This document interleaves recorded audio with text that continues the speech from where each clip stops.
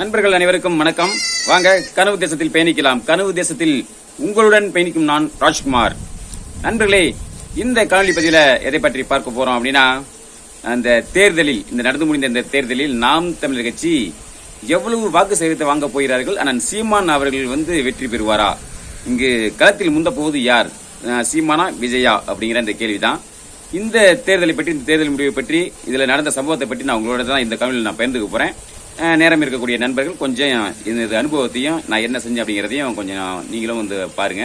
இப்ப இடையில ஒரு 15 ஆண்டுகளா என்னால காணொலி எதுவும் பயிர முடியல. அது என்ன காரணம் அப்படி பாத்தீங்கன்னா, எனது சின்ன கொஞ்சம் வயல் வேலை, அது ஒரு காரணம். அடுத்து பாத்தீங்கன்னா, நான் தனிப்பட்ட முறையில நமது கட்சிக்கு ஆதரவா எனது கிராமத்துல கிட்டத்தட்ட ஒரு 5-6 நாட்கள் தனிப்பட்ட முறையில ஒவ்வொரு வீடுகளுக்கும் சென்று திண்ணை பரப்புரை மூலமா நமது கட்சியினுடைய கொள்கைகளையும் அண்ணன் சீமானுடைய திட்டங்களையும் நான் எடுத்து பேசி நாம் தமிழ்ச்சி ஆதரவா மக்களை திரட்டினேன்.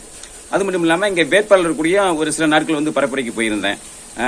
நிறைய நாள், ஒரு 10 நாளாவது போகணும் அப்படி மாதிரி நான் முயற்சி பண்ணேன். ஆனா பாத்தீங்கன்னா சில இடையில சில விவசாய வேலைகள், வேறு சில காரணங்களால என்னால போக முடியல. ஒரு 4 நாள் மட்டும் தான் என்னால போக முடிஞ்சது. ஆனா எனது கிராமத்துல ஒரு 5-6 நாட்கள் எனது கிராமத்தில் உள்ள அனைத்து குடும்பங்களுக்கும் திண்ணை பரப்புரை மூலமா நமது கட்சியினுடைய கொள்கைகளை எடுத்து கொண்டு போய் சேர்த்தேன். மிகப்பெரிய ஒரு ஆதரவு, நிறைய பேர் நான் ஆதரவு கொடுக்குறேன், நாம் தமிழ்ச்சிக்கு வாக்கு செலுத்துறேன் அப்படிங்கிற மாதிரி பெண்களே நிறைய பேர் எனக்கு வாக்குறுதி கொடுத்தாங்க, சொன்னாங்க. எனக்கு ஒரு நம்பிக்கையாக இருந்தது. ஆனா அதன் பிறகு என்ன நடந்தது அப்படின்னு பாத்தீங்கன்னா, இந்த மாதிரி நான் ஒரு பக்கம் சொல்லிட்டு வந்திருக்கேன். அந்த தேர்தலுக்கு 2 நாளுக்கு முன்னால என்ன பண்ணாங்கன்னா, திமுக அதிமுக 2 கட்சி தரப்புலையும் இருந்து ஒரு வாக்குக்கு 1000 ரூபாய் அப்படிங்கிற மாதிரி கொடுத்துட்டு வந்திருந்தாங்க. இது ஒரு பக்கம். சரி, இது கூட பரவாயில்ல. அதை தாண்டி திமுக என்ன பண்ணாங்க, அந்த 8000 ரூபாய் கூப்பன் அப்படிங்கிற ஒரு அறிவிப்பு வெளியிட்டாங்க. அதுவும் பெண்கள் மத்தியில மிகப்பெரிய ஒரு எதிர்பார்ப்பை உண்டு பண்ணுது. அது பதில் போட்டியா என்ன பண்ணாங்க, இந்த அதிமுக என்ன பண்ணாங்க, 10,000 ரூபாய் ஒரு செக், நம்ம செக் எழுதி கொடுப்போம் பாத்தீங்களா, அந்த மாதிரி இந்த 10,000 ரூபாயும், அடுத்து இந்த 2,000 ரூபாயை பாத்தீங்கன்னா இந்த 2 செக்கையும் ஒரு புத்தகமா ஒரு ஸ்லிப் அடிச்சு அவங்களும் எல்லா வீட்லயும் விநியோகம் பண்ணாங்க. அப்ப சரி, திமுக வேணா அதிமுக வேணா, நான் ஏற்கனவே அந்த மக்கள்கிட்ட பேசும்போது என்ன சொன்னேன், இந்த 2 கட்சிகள் தான் இந்த டாஸ்மாக் சாராய கடையை விற்கிறாங்க. இதன் மூலமா இன்னைக்கு பல பெண்கள் பாதிக்கப்படுறாங்க, பல பெண்கள் இன்னைக்கு கற்பழிக்கப்படுறாங்க. இன்னைக்கு குற்றம், இன்னைக்கு சமுதாயத்தில் நடக்கக்கூடிய முக்கால்வாசி குற்றங்களுக்கு காரணமே இந்த டாஸ்மாக் சாராயம் தான். இந்த 2 கட்சியிலுமே இந்த சாராய கடையை நடத்துறாங்க. அப்ப நாம் தமிழ் கட்சி சீமான் ஆட்சி வந்தாதான் இந்த சாராய கடையை ஒழிக்க முடியும். இதன் மூலமா இந்த பல குடும்பங்கள்ல உயிரிழப்பு இழக்கிறது, இந்த 5 வயது குழந்தை முதல் 60 வயது பாட்டி வரை இன்னைக்கு கற்பழிப்பு பண்றாங்க. இவர் வந்தா டாஸ்மாக் கடையை மூடுவாங்க அப்படிங்கிற மாதிரிலாம் நான் பல விளக்கங்கள்லாம் எடுத்து சொல்லி மக்கள் சொல்லியிருந்தேன். ஆனா என்ன பாத்தீங்கன்னா, இந்த திமுக அதிமுக கொடுத்த இந்த 2 அறிவிப்பு, இந்த 8000 ரூபாய் கூப்பன், இந்த 10,000 ரூபாய் செக் அப்படி இருக்கு பாத்தீங்களா, இது அவருடைய மனநிலையை கொஞ்சம் மாற்றி வேற பக்கம் திரும்பி அவங்க பக்கமே போறதுக்கான வழியை பல பெண்களுக்கு திரும்பி மடைமாற்றம் செய்து விட்டது அப்படிங்கிற மாதிரி நான் பாக்குறேன். களத்துல அந்த வாக்குப்பதிவு நடந்த அன்னைக்கு நான் மக்களுடைய மனநிலையை பார்க்கும்போது அந்த மாதிரி தான் இருந்தது. நம்ம எப்படியாவது நாம் தமிழ்ச்சி வெல்ல வைக்கணும், அண்ணன் சீமான் வெற்றி பெற வைக்கணும் அப்படிங்கிற மாதிரி இந்த மாதிரி சீமானுடைய தம்பி தங்கைகள் களத்துல இறங்கி பயங்கரமா என்னதான் முயற்சிகளை போட்டு உழைப்பை கொடுத்து நம்ம பண்ணாலும், இந்த திராவிட கட்சிகள் கடைசி நேரத்துல ஏதாவது ஒண்ணு பண்ணி, இந்த இலவசம் இருந்தாலும் சரி, பணத்தை கொடுத்தா சரி, இந்த மாதிரி ஏதோ ஒரு வகையில மக்களை மடைமாற்றம் செஞ்சிடறாங்க அப்படிங்கறத நம்ம பார்க்க முடியுது.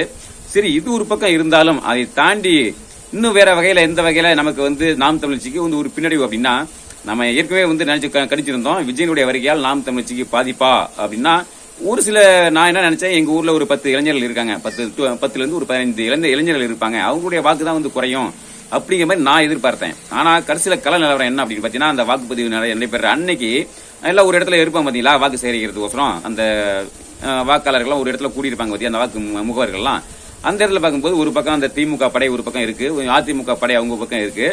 இன்னும் அதற்கு மாற்ற இப்ப வந்த சொல்ல விஜய் அவரு ஒரு படை, இளைஞர் படை எல்லாமே கிட்டத்தட்ட ஒரு 15 பேருக்கு மேல, 20 பேருக்கு மேல, சிறுவர்கள் பெரியவர்கள் இளைஞர்கள் எல்லாமே பத்தி அவங்க ஒரு பக்கம் இருக்காங்க. ஆனா எதிர்முனையில நாம் தமிழ்ச்சிக்கு ஆதரவாக இருந்தது நாங்க 4 பேர் தான். என்னுடைய பசங்க 2 பேரு, நானு, இன்னும் ஒரு 2 தம்பிங்க, இப்படி ஒரு 5 பேர் தான் எங்க நம்ம தரப்பு ஆதரவு நிலைப்பாட்டில் இருந்தோம். அப்ப இதை பார்க்கும்போது அப்பதான் அவங்க என்ன பண்ணாங்க, அந்த 15 பேர் வாக்கு செலுத்தினதோட இல்லாம, 15-20 பேர் வாக்கு செலுத்தினதோட இல்லாம அவருடைய குடும்பத்தினரையும் வாக்கு செலுத்த வச்சிருக்காங்க. அவங்களுடைய நண்பர்கள், உறவுகள், பக்கத்துல உள்ளவங்க, உறவினர்கள், இப்படி பல பேரையும் கன்வின்ஸ் பண்ணி வாக்கு செலுத்த வச்சிருக்காங்க.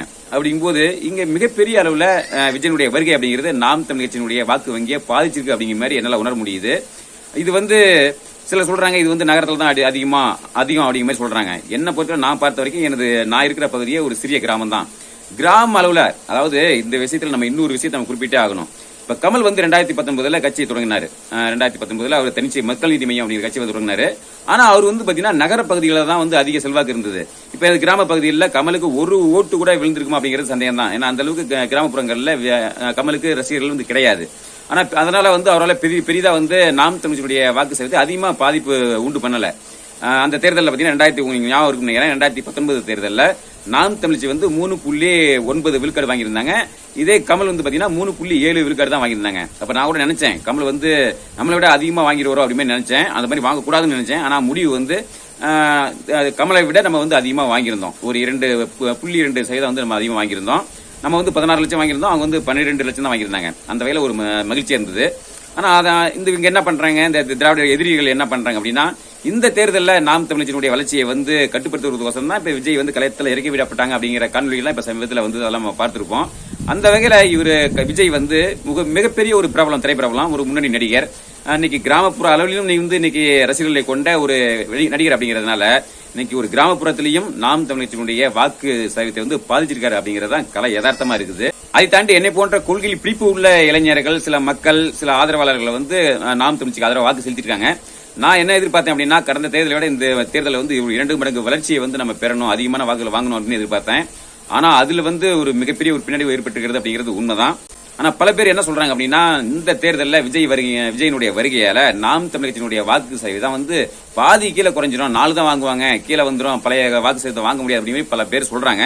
இருந்தாலும் எனது அவங்க வந்து அவங்களுடைய விருப்பமா இருக்கலாம். இன்னைக்கு கருத்து கணிப்புலையும், இன்னைக்கு தொலைக்காட்சிகளில் கருத்து கணிப்புலையும் நாம் தமிழ்ச்சிக்கு வந்து 3 7% 8% அப்படிங்கிற மாதிரி சொல்றாங்க. ஆனா விஜய் வந்து 9 15 16 அப்படிங்கிற மாதிரி சொல்றாங்க. ஆனா இந்த கருத்து கணிப்பு வந்து என்னால ஏத்துக்க முடியல. இருந்தாலும் நான் என்ன நினைக்கிறேன் அப்படின்னா, நாம் தமிழ்ச்சி இந்த தேர்தலில் என்ன வாக்கு சதவீதம் வாங்குவோம். நான் ஏற்கனவே ஒரு நமது கனவு தேசம் வழிவழியில ஒரு வாக்குப்பதிவு நடத்தியிருக்கேன். அதுல வந்து எனது கருத்தை நான் என்ன பதிவு பண்ணியிருக்கேன் அப்படின்னா, 12% வந்து வாங்குவாங்க அப்படிங்கிற மாதிரி அன்னைக்கு பதிவு பண்ணியிருக்கேன். நம்ம உறவு நிறைய பேர் 20% வரைக்கும் கூட எதிர்பார்த்து அதுல பதிவு பண்ணியிருக்காங்க. இருந்தாலும் இப்ப தேர்தல் முடிவுக்கு அப்புறம் எனது கணிப்பு என்ன அப்படின்னா, அந்த 8 - 12% வரைக்கும் வாங்குவாங்க, நிச்சயம் வாங்குவாங்க அப்படிங்கிற மாதிரி எனது எதிர்பார்ப்பு இருக்கு. ஆனா விஜய் மட்டும் வரலன்னு வச்சுங்களேன், விஜய் மட்டும் வரல, நான் நிச்சயம் 12% மேல 15% வரைக்கும் வாங்குவதற்கு நிறைய வாய்ப்பு இருந்திருக்குது. ஆனா விஜயனுடைய வருகை நிச்சயம் நாம் தமிழுடைய வாக்கு வங்கி இருந்து பாதிச்சிருக்கு அப்படிங்கிறது தான் உண்மை. ஆனா என்ன பண்றது, நாம் தமிழ்ச்சியுடைய நாம் தமிழ்ச்சி வந்து வளர விடக்கூடாது, சீமானை வந்து வெற்றி பெற விடக்கூடாது அப்படிங்கிற மாதிரி அந்த திராவிடர்கள் எதிரிகள் வந்து சூழ்ச்சி பண்றாங்க. அந்த சூழ்ச்சிக்கு நமது மக்கள் வந்து ஆட்பற்றாங்க அப்படிங்கிறது தான் எனது பார்வையா இருக்கு. சரி நண்பர்களே, இதுவா இருந்தாலும் எனது விருப்பம், ஆசை என்ன அப்படின்னா, நாம் தமிழ்ச்சி எத்தனை வாக்கு சதவீதம் வாங்கினாலும் 8க்கு மேல வாங்குவாங்க அப்படிங்கிறது நம்பிக்கை. அதை தாண்டி அண்ணன் சீமான் அவர்கள் காரைக்குடி தொகுதியில வந்து வெற்றி பெறணும் அப்படிங்கிறது தான் எனது எதிர்பார்ப்பு, எனது ஆசை. எனது எதிர்பார்ப்பு ஆசை மட்டும் இல்ல, நமது கட்சியினுடைய உறவுகள், அது உலகத் தமிழர்களுடைய அனைவருடைய எதிர்பார்ப்பும் ஆசையும் கனவும் என்ன அப்படின்னா, ஒரு ஆளாவது அண்ணன் சீமான் அவர்கள் ஒரு ஆளாவது காரைக்குடி தொகுதியில வந்து வென்று சட்டசபைக்கு செல்ல வேண்டும் அப்படிங்கிறது தான் நம்ம பல பேருடைய கோடிக்கணக்கான தமிழருடைய, லட்சக்கணக்கான தமிழுடைய எண்ணமா இருக்கு. நிச்சயம் அது நடக்கணும் அப்படின்னு சொல்லி நான் ஆசைப்படுறேன். அது மே 4ஆம் தேதி அன்று தான் அது தெரியும். சரி நண்பர்களே, மே 4ஆம் தேதி அன்று முடிவு வர இருக்குது. அந்த முடிவுக்கு பிறகு அது நிலவரம் முடிவு எதுவாக இருந்தாலும் சரி, நம்ம வந்து என்னைக்கும் தமிழ் தேசிய வழியில், தலைவருடைய வழியில், சீமானினுடைய பிள்ளைகளாய் வந்து நாம் தமிழ் தான் பயணிப்போம்.